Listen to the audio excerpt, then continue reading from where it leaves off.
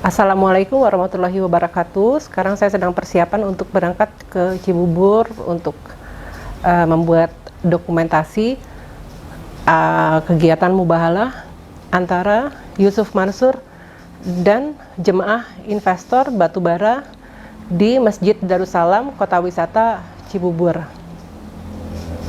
Semoga lancar ya. Begini, saya tuh sebenarnya tidak ada kepentingan.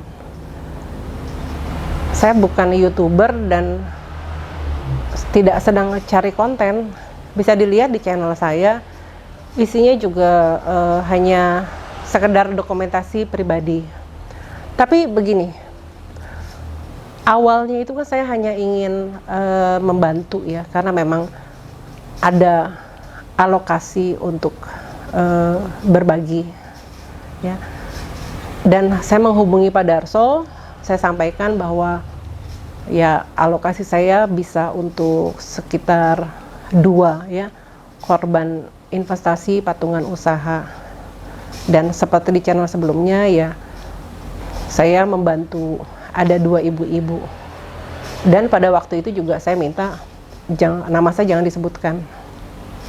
Setelah itu Pak Darso menghubungi saya dan menyampaikan bahwa Pak Puspowardoyo mengapresiasi dan ingin berkenalan dengan saya. Ya, beliau ini kan sudah sepuh ya. Saya sampaikan ya, saya siap kalau beliau sedang ada di Jakarta, saya akan datang. Dan waktu itu sekitar bulan Oktober atau November ya, saya ke tempat beliau dan Pak Puspo itu ya sedang berkegiatan sesuai bidang usahanya. Sedang ada rapat ya, perbincangan dengan timnya, tim marketing Wong Solo Group ya, dia berkegiatan seperti biasa. Yang Pak Puspo sampaikan ya, kenapa kok berniat membantu ya, saya bilang saya ini ingin membantu tapi saya ingin langsung gitu ya. Saya kalau apapun itu bentuknya bantuan, saya ingin langsung ke orang yang memang benar-benar membutuhkan. Ya sebenarnya hanya bincang-bincang aja, tanya saya apa bisnisnya, dan saya juga tanya Bapak ini bisnisnya seperti apa sekarang. Yang Pak Pusat sampaikan ya pokoknya tetap bantu-bantu aja deh, ini kasihan korban-korban ini. Saya ini banyak mendapatkan keluhan, teriakan, aduh kasihan benar mereka. Ya saya bilang semampunya ya Pak ya, saya sih saya tidak ada kapasitas nih kalau harus membantu secara sistem, apalagi harus sampai dana, saya nggak ada kapasitas sampai ke situ. Di situ saya lihat ya, saya kan juga bukan youngster gitu, bukan anak kecil ya. Saya sudah lama bekerja di bidang yang harus berhadapan dengan pengusaha-pengusaha. Di situ saya lihat Pak Puspo ini nggak ada kepentingan.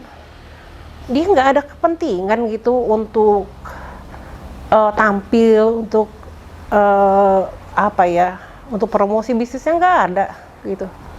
Saya ngelihat dari intonasinya, dari semangatnya itu, dia tuh kasihan sama korban-korban itu aja. Dia gemes ini, dia kasihan sama korban-korban yang menyampaikan keluh kesahnya ke beliau. Dan mengenai Pak Darso juga ya, setelah itu memang saya ada menghubungi lagi ke Pak Darso karena saya melihat kok ini situasinya nggak ada progres gitu ya. Saya melihat Pak Darso ini juga nggak ada kepentingan untuk cari konten ya, untuk naikin viewers, naikin subscriber atau ikut perintah siapa. Kenapa saya bisa bilang gitu? Karena pernah ada satu momen hanya posisinya waktu itu menunggu di mana, saya berdua dengan Pak Darso itu. Pak Darso ada mengungkapkan secara spontan, aduh Mbak, saya ini banyak sekali nih terima masukan ke WhatsApp saya nih dari mana-mana, ini dia juga korban ini, dia juga kehilangan uangnya, saya juga sangat nggak tahu harus berbuat apa, ini kasihan sekali mereka gitu.